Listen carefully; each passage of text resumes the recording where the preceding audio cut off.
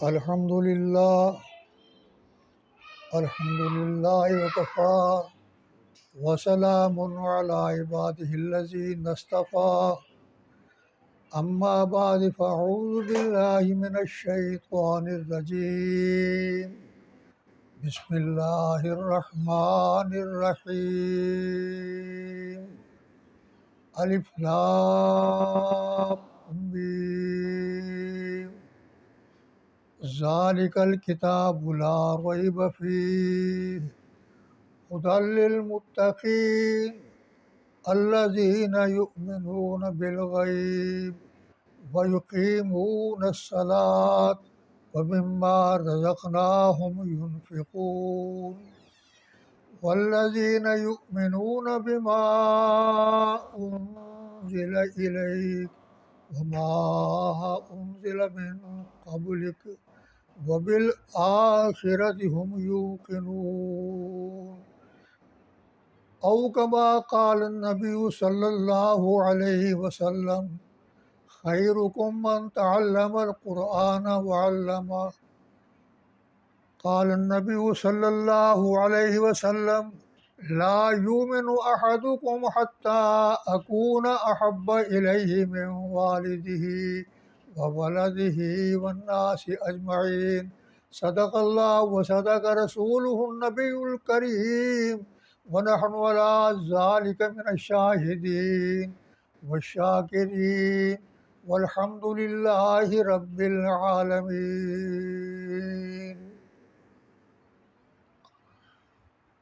معزز حاضرین و ناظرین اکرام،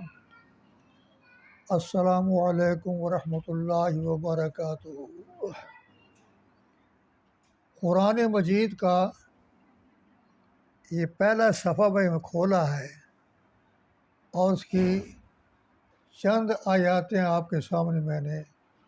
تلاوت کی ہے۔ اس سورہ کا نام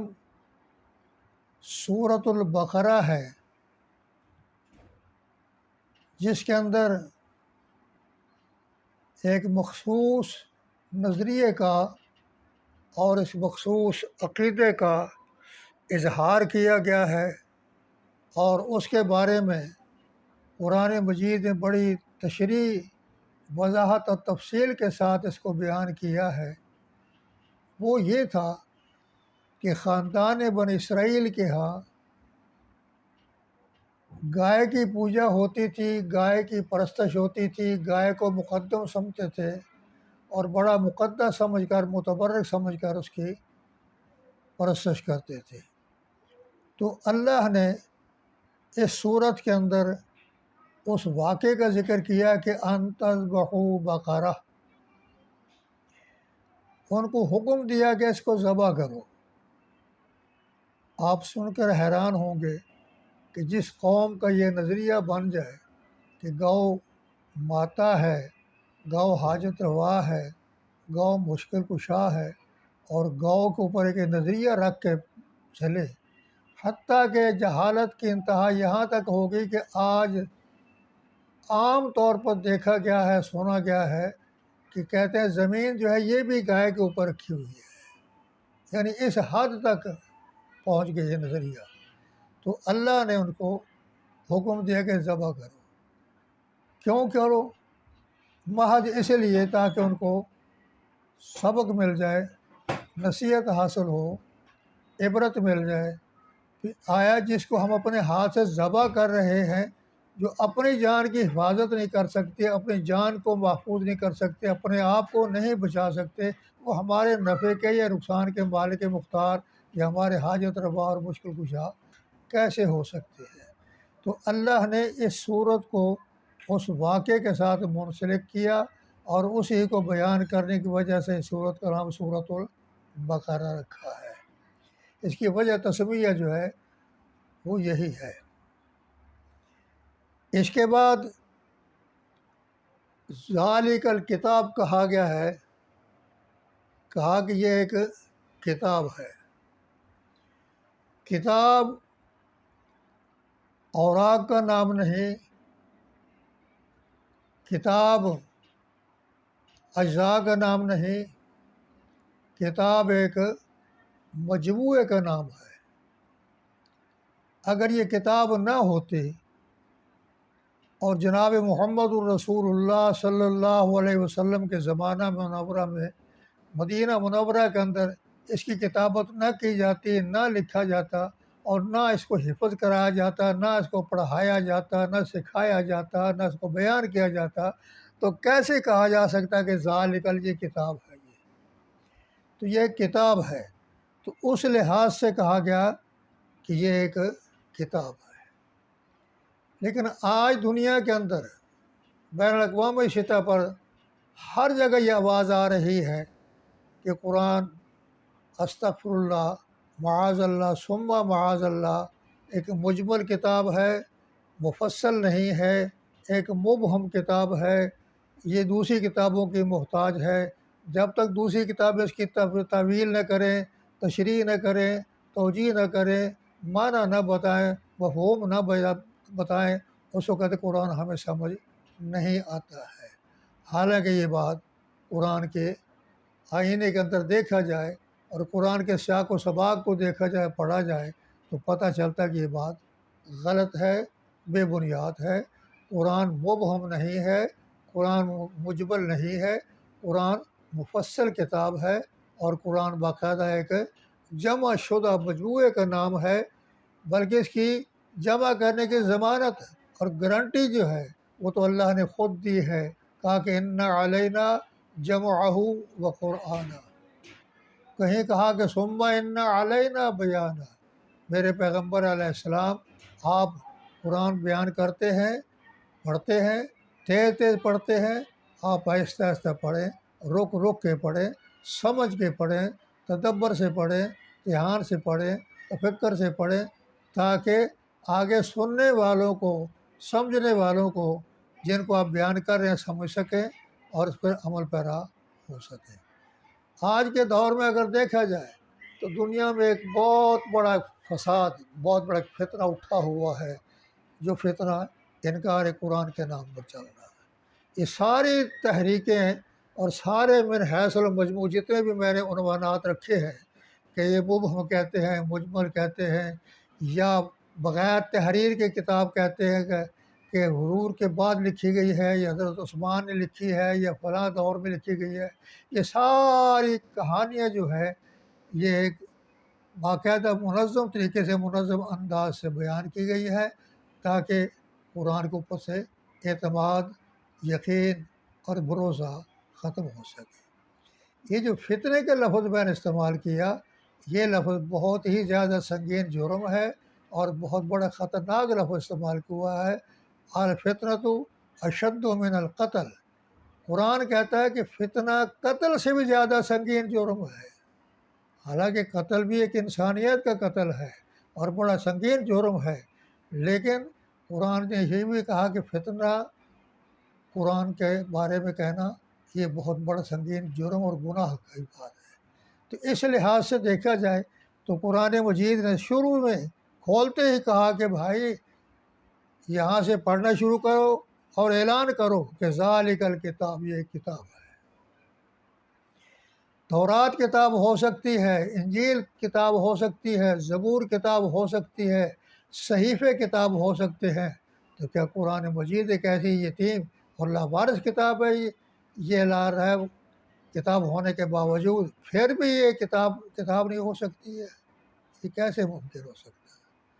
تو اس سے پتہ چلتا ہے کہ قرآن مجید ایک بڑی محترم اور مقدس کتاب ہے۔ اس کو جب شروع کیا جاتا ہے تو شروع سے کہنا پڑتا ہے، اقرار کرنا پڑتا ہے کہ ذالک الکتاب ہے۔ پھر کہا کہ لا ریب فیہ، اس میں کوئی شک نہیں، کوئی شبہ نہیں، کوئی کسی قسم کے شبہات اور شکوک نہیں اس کے اندر، بالکل مفصل کتاب ہے، یہ مجمل نہیں ہے، تفصیل بیان کرتی ہے، اپنی تفسیر بھی خود کرتی ہے، اپنی تشریح بھی خود کرتی ہے، اپنی وضاحت بھی خود کرتی ہے، اپنا موقف بھی خود بیان کرتی ہے۔ اگر قرآن اپنی تفسیر نہیں کر سکتا تو کیا یہ دوسری کتابوں کا محتاج ہو کر بیان کرے گا؟ پھر یہ کہ دوسری کتابیں اس سے اعلیٰ ہوں گی، افضل ہوں گی، یا ان کا معنی اور مفہوم وہ ہوگا جو قرآن سے بلند و بالا ہوگا، وہ اس کی تشریح کرے گا؟ نہیں، یہ بات بالکل نہیں ہے۔ قرآن اپنی تفسیر خود بیان کرتا ہے، قرآن اپنی تشریح خود بیان کرتا ہے، قرآن اپنے معنی کے لحاظ سے، مفہوم کے لحاظ سے، مطالب کے لحاظ سے، نظریات و خیالات کے لحاظ سے اتنی جامع اتنی واضح کتاب ہے کہ دنیا کے اندر اس کی مثال کہیں نہیں ملتی ہے۔ بلکہ قرآن چیلنج کرتا ہے کہ دیکھو میرے جیسے کتاب، میرے مقابل میں اگر تمہارے پاس کوئی کتاب ہے تو لے کر آؤ۔ اور یہی وجہ تھی کہ آمنہ کے لال جناب محمد الرسول اللہ صلی اللہ علیہ وسلم نے اس کو جب بیان کیا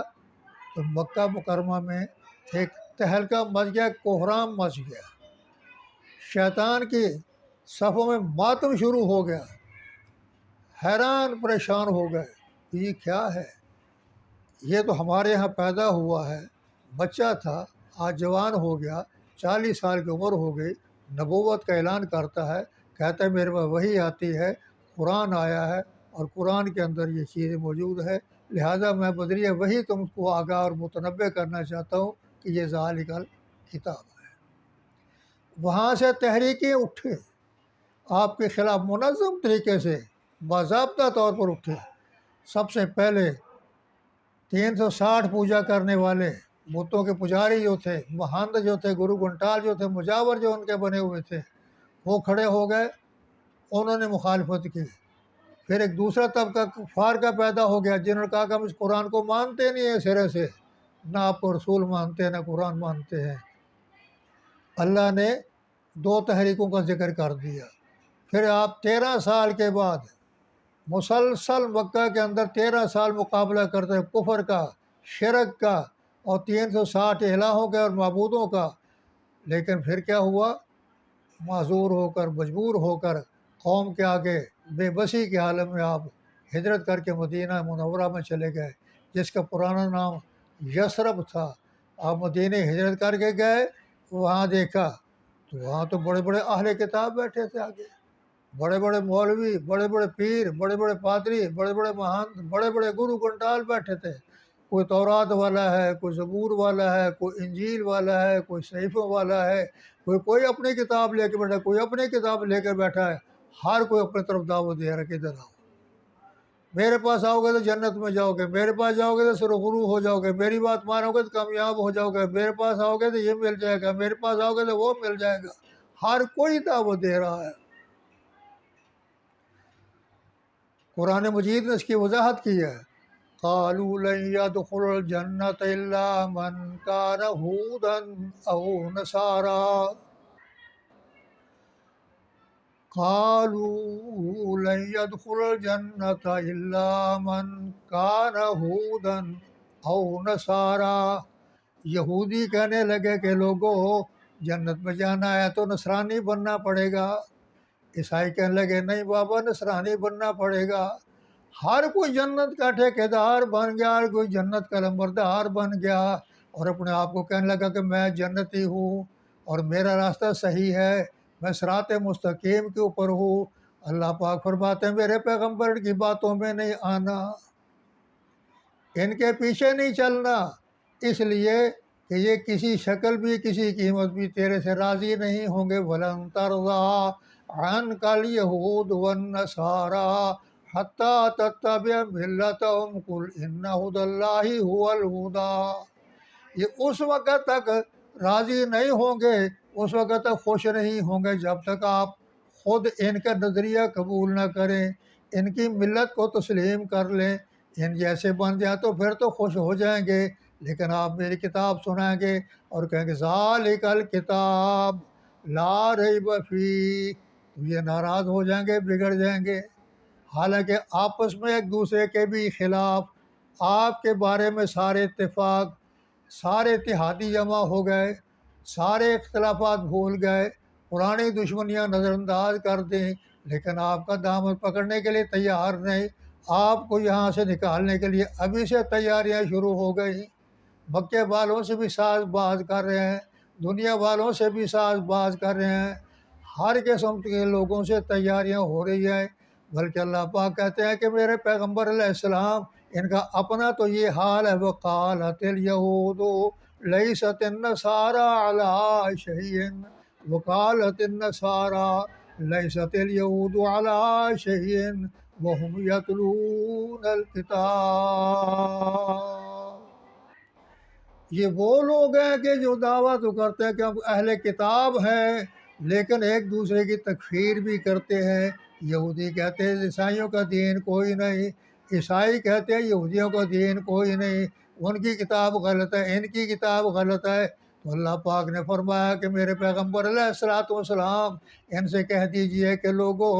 ساری باتوں کو چھوڑ دو، میں تمہارے پاس یہ کتاب لے کر آیا ہوں، ذالک الکتاب لا ریب فیہ،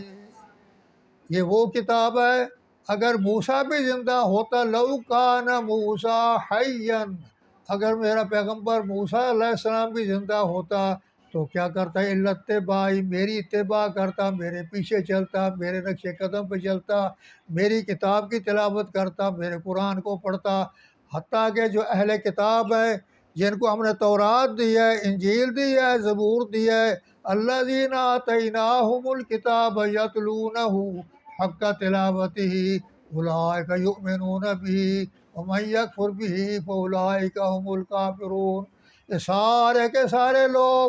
آپ کے خلاف ہو گئے، لیکن تورات والے بھی، انجیل والے بھی، زبور والے بھی، صحیفوں والے بھی کتاب کے خلاف ہو گئے۔ حالانکہ قرآن اپنی کتابیں پڑھتے ہیں، ان میں لکھا ہوا موجود ہے کہ عیسیٰ علیہ السلام فرماتے ہیں کہ وَمُبَشِّرًا بِرَسُولٍ یَأْتِی مِن بَعْدِ اسْمُهُ احمد، کہ میرے بعد ایک پیغمبر آئے گا جس کا نام اسم گرامی احمد ہوگا صلی اللہ علیہ وسلم، وہ تمہیں کتاب سنائے گا اور وہ کہے گا کہ جو لوگوں ذالک الکتاب لا ریب فیہ، اللہ کتاب تو بھیج دی، کیوں بھیجی ہے؟ چومنے کے لیے بھیج دی، چاٹنے کے لیے بھیج دی، تعویذ گنڈوں کے لیے بھیج دی۔ اللہ کس کے لیے بھیج دی؟ یا جس کی روح نہ نکلتے اس کے سرہانے بیٹھ کے سورہ یاسین پڑھو جلدی روح نکل جائے، اس لیے بھیج دی۔ کہا کہ لوگوں نہیں میں تو اس کو رہنما بنا کر بھیجا، اس کو میں نے مقتدا بنا کر بھیجا۔ یہ وہ کتاب ہے کہ ھدی للمتقین، اگر کوئی نیکی کا راستہ اختیار کرنا چاہتا ہے، ہدایت کا راستہ ڈھونڈنا چاہتا ہے، کوئی تقوی اختیار کرنا چاہتا ہے، یا میرا قرب، میرے نزدیکی آنا چاہتا ہے، تو آؤ میری کتاب کا دامن پکڑ لو، کیونکہ تم نے پچھلی صورت میں کہا تھا کہ اہدنا الصراط المستقیم، اللہ ہمیں سیدھا راستہ دکھا دے۔ اللہ فرماتے میں نے تمہاری رہنمائی کے لیے، تمہاری قیادت کے لیے تمہاری دعا کو بھی قبول کر لیا، اور پھر میں نے تمہیں کتاب بھی دے دی، کہا ذالک الکتاب لا ریب فیہ۔ پتہ چلا کہ یہ کتاب اللہ سے مانگی گئی ہے اور اللہ سے طلب کی گئی ہے، اسی لیے اللہ نے ہمیں کتاب دے دی ہے، لہٰذا ہمیں اس کا احترام کرنا چاہیے، اس کے تقدس کو پامال نہیں کرنی چاہیے، اس کی بے حرمتی نہیں کرنی چاہیے، اس کی تعظیم و تکریم کریں۔ یہ خالی چومنے کے لیے، چاٹنے کے لیے، قسموں کے لیے، تسلیوں کے لیے، یا خالی مردوں کو بخشانے کے لیے نہیں ہے کہ یہ پیچھے سے بلٹی کرتے رہو اور سیدھے جنت پہنچاتے رہو۔ یہ اعمال کے لیے آئی ہے۔ اپنی اصلاح کرو، اپنے آپ کو بدلنے کی کوشش کرو، جہاں تک ممکن ہو سکے کتاب اللہ کا دامن نہ چھوڑو۔ اللہ سے دعا کرے کہ اللہ مجھے بھی اور آپ کو، ہم سب کو ان باتوں پر عمل کی توفیق عطا فرمائے۔ آخر دعواہم ان الحمد للہ رب العالمین۔